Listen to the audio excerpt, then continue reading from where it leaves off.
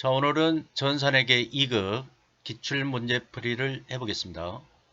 자, 오늘은 전산회계 2급 112의 객관식. 자, 이 문제풀이는 전산회계 2급이나 전산회계 1급 시험 대비용입니다.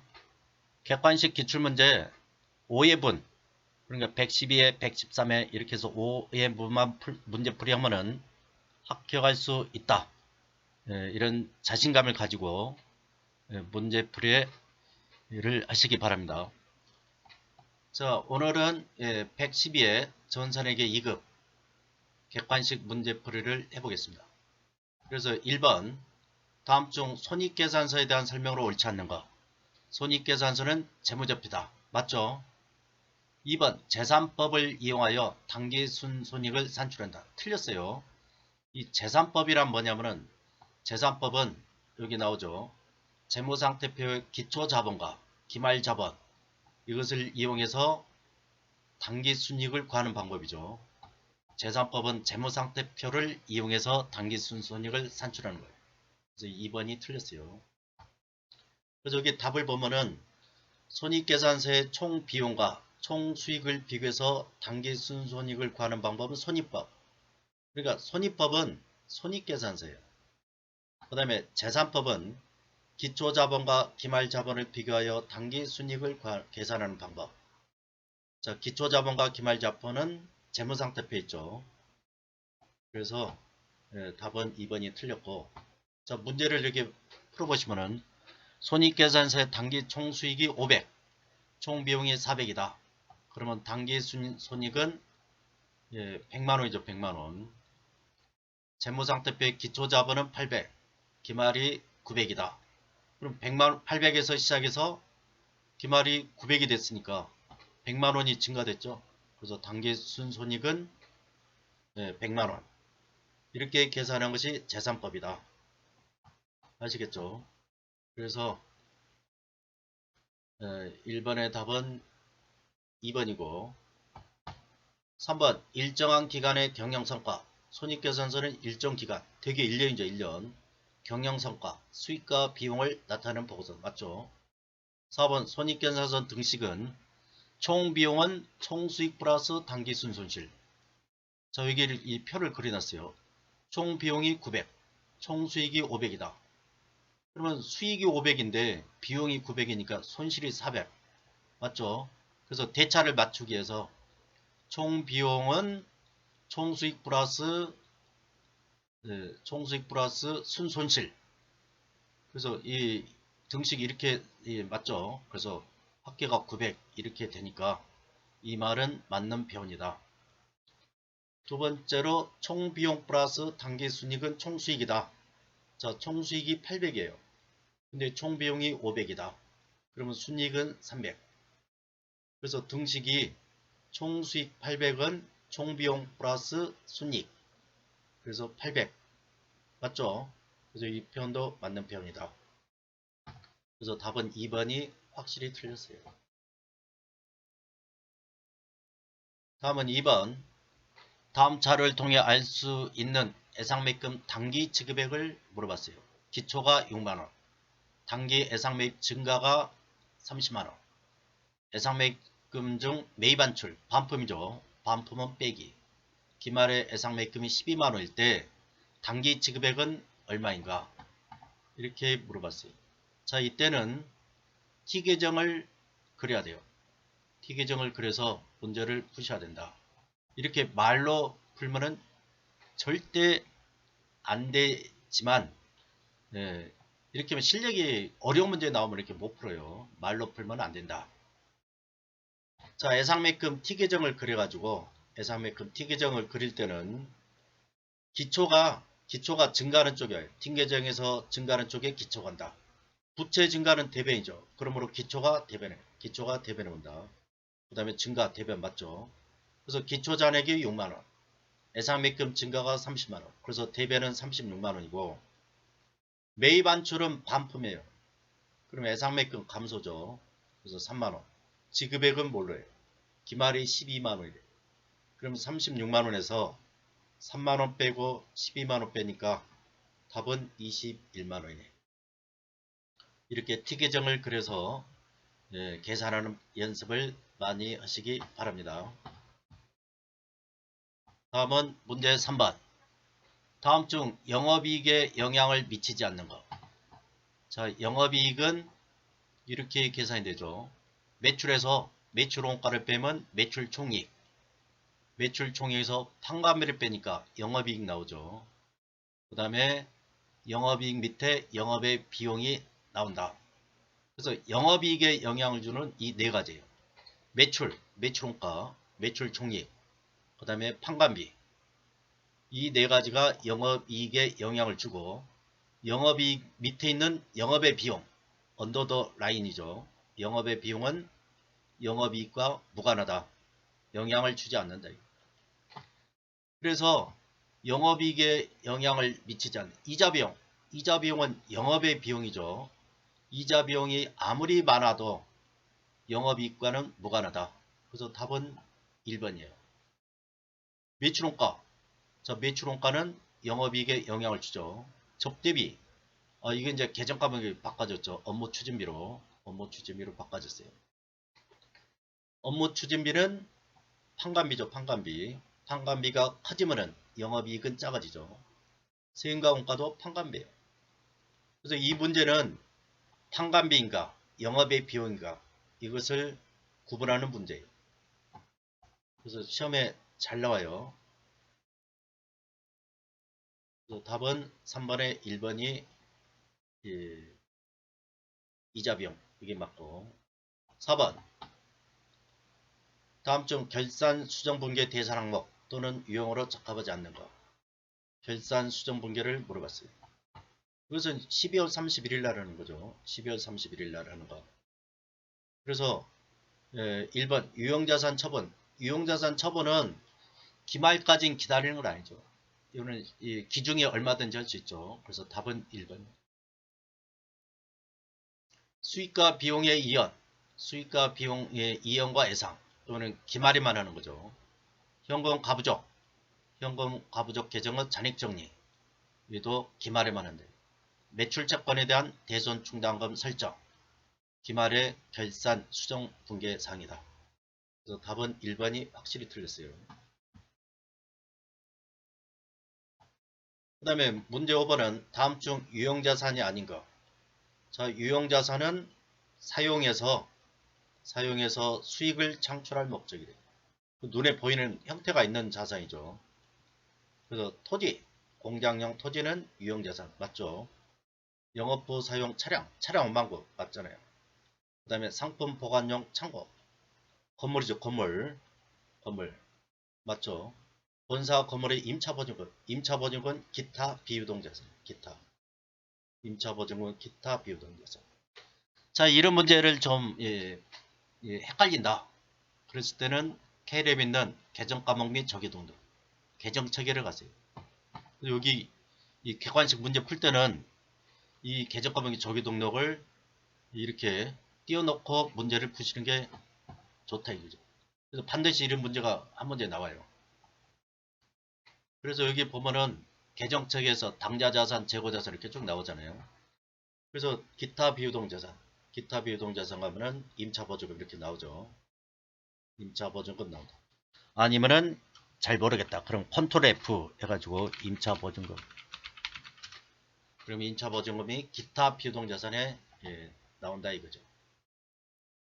그래서 답은 5번의 답은 4번 선택을 하시고 문제 6번 유동성이 가장 높은 자산. 자, 유동성이 가장 높은 자산은 여기 계정체계를 보시면 돼요. 계정체계에 가서 보시면은 여기 유동성이 높은 거 이거 당좌가 가장 빠르죠. 당좌자산, 재고자산, 투자, 유형, 무형, 기타 이런 순서로 유동성 이게 유동성 배열법이죠. 그 다음에 부채는 유동부채, 비유동부채. 유동부채를 먼저 그 다음에 비유동부채를 이런 순서라는 게 유동성이 가장 높은 자산. 그래서 여기에서는 당좌자산 답은 2번입니다. 문제 7번 다음 자료를 이용하여 단기 매매증권 처분 손익 단기 매매증권 처분 손익을 계산하면 자, 매도 금액이 200만원. 200만원을 받았대요. 주식을 팔아서 200만원 받았어요. 근데 주식의 취득원가는 160만원. 지금 장부 금액이 160이에요. 수수료가 10만원 들어갔다. 여기서 중요한 것은 수수료는 수수료 비용이 아니에요. 수수료 비용이 아니고 처분 손익에 가감한다. 그래서 여기에서 문제 포인트는 어떤 자산을 처분했을 때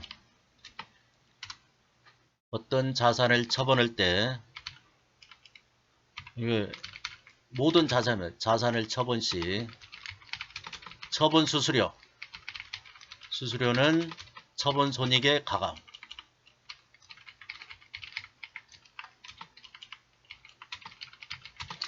그래서 별도 계정 과목 수수료 비용 하면 안 된다 이거죠. 그래서 여기 보면은 200만원 받고 수수료 10만원 줬으니까 내가 현금 받은 건 190이죠. 이 거래가 전부 다 현금이다 가정했을 때 현금 받은 것은 200에서 10만원 빼니까 190 받았어요. 그 다음에 단기 매매 주권은 160. 그러니까 30만원 이익이죠. 답은 3번이네요. 3번. 그래서 이 자산을 처분할 때는 그 처분 수수료는 처분 손익에 가감해야지 수수료 비용, 별도로 수수료 비용하면 안 된다. 자, 그 다음에 문제 8번은 다음 중 재고자산에 해당하지 않는 것. 재고자산이 아닌 것. 이렇게 물어봤어요. 그래서 여기 원재료. 자, 이것도 잘 모르겠다. 그래서 재고자산. 그럼 여기 상품. 여기 쭉 나오죠. 쭉 나오니까 원재료, 상품은 재고자산. 그 다음에 판매 목적. 판매 목적이 들어가면은 그것은 재고자산이죠. 이것도 재고자산이고. 판매 목적으로 보유 중인 부동산 매매업종 건물. 이게 상품이에요. 상품. 재고자산이죠. 근데 4번은 상품 매입 계약을 체결하고 지급한 선거금. 이는 선거금이죠. 선거금은 당좌 자산이에요. 그래서 재고자산은 판매 목적 자산이다. 판매용 컴퓨터, 판매 목적 부동산은 전부 다 재고자산에 포함시켜야 된다. 답은 4번. 4번이 틀렸고요. 그 다음에 다음 중 대손 충당금 설정 대상에 해당되는 계정감으로 옳은 것은 이거 옳은 것이에요. 받으럼은 매출 채권이죠. 받을 돈이에요. 받을 돈 중에 일부를 뜯겼다. 뜯긴 돈 있죠. 그게 대손 충당금 설정 대상이죠. 이게 받을 돈을 대손 충당금 설정 대상이 된다. 그래서 매출 채권, 예상 매출금 받으럼 또는 미수금 있죠. 이건 받을 돈이잖아. 대여금, 이런 대여금, 이런 것은 받을 돈에 대해서 대손 충당금 설정이 가능하다. 그 다음에 지급업이나 미지급금은 갚을 돈이죠. 갚을 돈에 어떻게 대손이 예상돼요? 그래서 답은 1번을 하시면 되겠다. 그 다음에 10번. 다음 중 손익계정의 자료를 이용하여 매출 총이익을 계산한 것. 여기 손익계정 T계정이에요.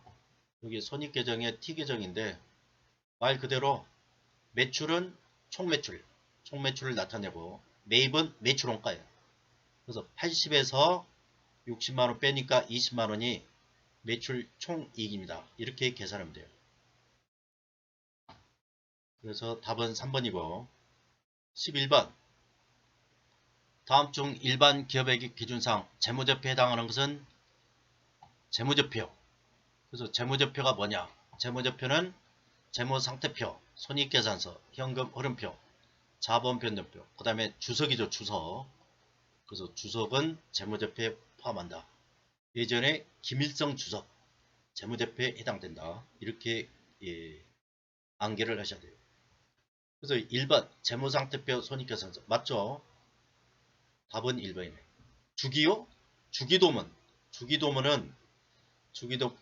이 재무상태표 안에 포함이 돼 있어요. 손익계산서 안에 포함이 돼 있기 때문에 얘는 재무제표에 해당되지 않고 시산표도 아니죠. 시산표 아니에요. 총계정 원장도 아니다. 그래서 답은 1번이에요. 그래서 그 재무제표가 아닌 거, 재무제표가 아닌 것을 적어보면은, 재무제표 아닌 거. 여기 주기, 시산표, 총계종 원장, 총계종 원장. 그 다음에, 학계잔액 시산표 있고, 여기 학계잔액 시산표가 똑같은 이야기죠. 제조원가 명세서.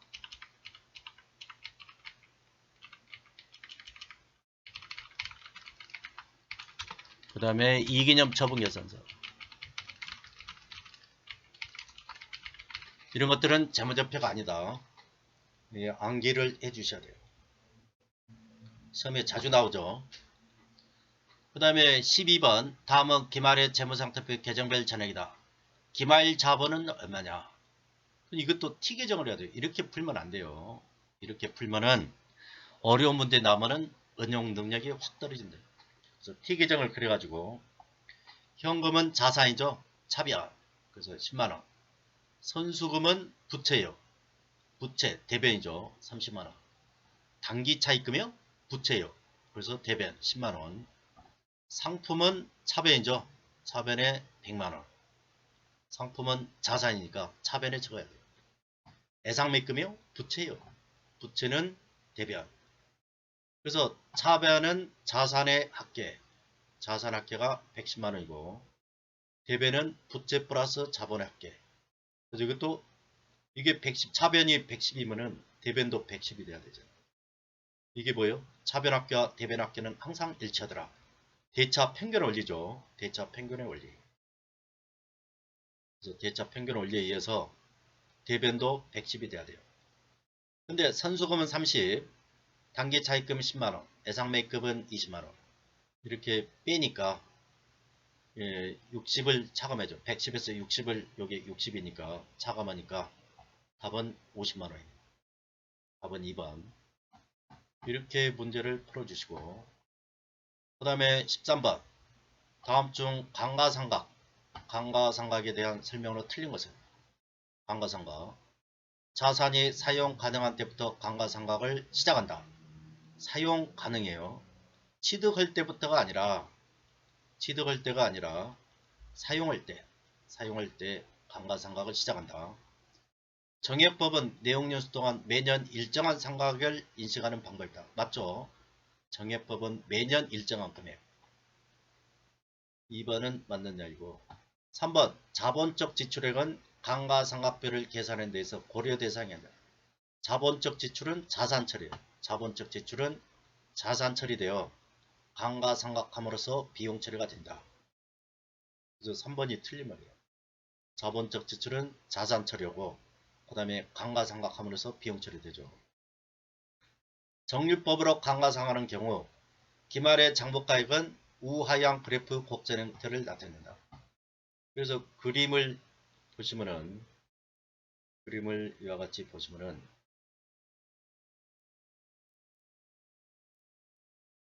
그림을 그려볼게요. 정액법은 1차년, 2차년, 3차년 매년 감가상각 금액이 똑같아요. 그래서 이렇게 하시면 되고요. 그래서 이게 정액법은 직선이죠. 직선으로 나타내고 매년 감가상각 금액이 똑같아요. 그래서 직선으로 표시되고 이게 정액법이죠. 정률법은 1차 년도는 크게 나와요. 1차 년도는 크게 나오고 2차 년도는 1차 년도는 크게 2차 년도 3차 년도는 갈수록 이렇게 작게 나와요. 이게 우하향이죠. 그래서 여기 우하향 그래프 곡선이에요. 그래서 정액법은 직선법. 여기는 이렇게 우하향 되는 거죠. 그래서 4번은 맞는 이야기예요.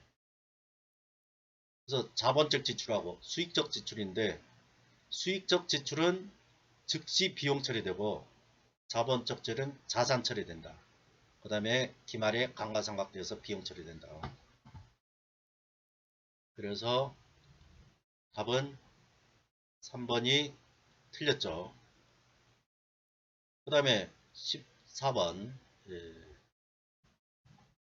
다음 중 아래의 자료와 같은 결합관계가 나타날 수 있는 회계상 거래를 고르세요.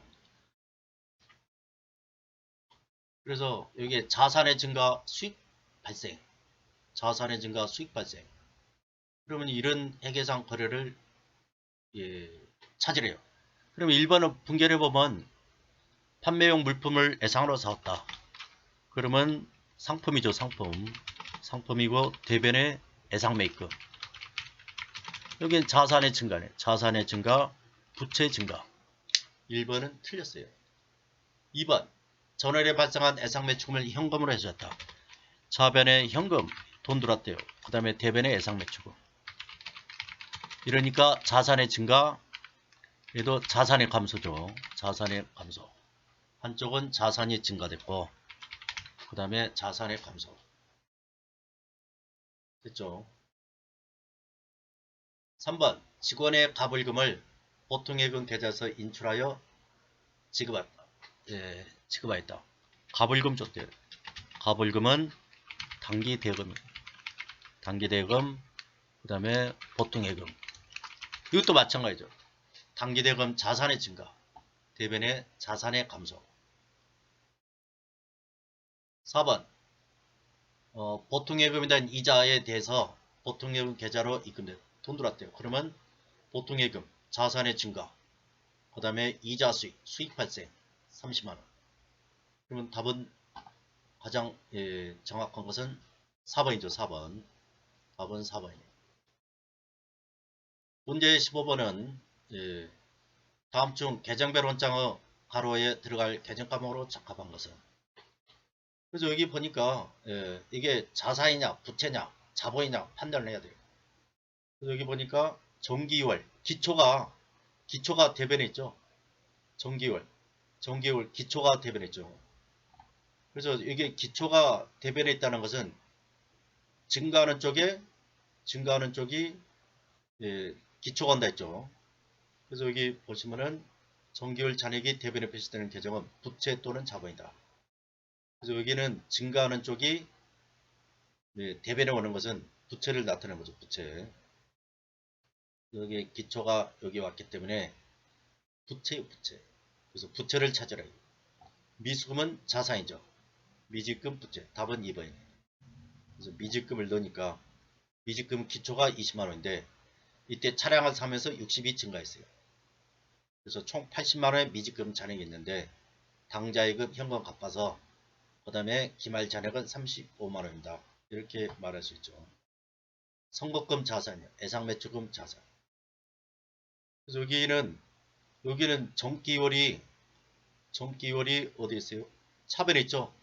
정기월 기초 잔액이 차변에 있다. 그럼 이것은 자산을 말해요. 자산을 나타낸다. 그래서 기초가 대변에 온다. 부채예요. 기초가 차변에 온다. 그러면 자산을 나타낸다. 이렇게 하시고, 자, 이와 같이 전산액의 2급 기출문제 풀이 112의 객관식을 문제를 풀어봤습니다. 자, 고생들 하셨습니다.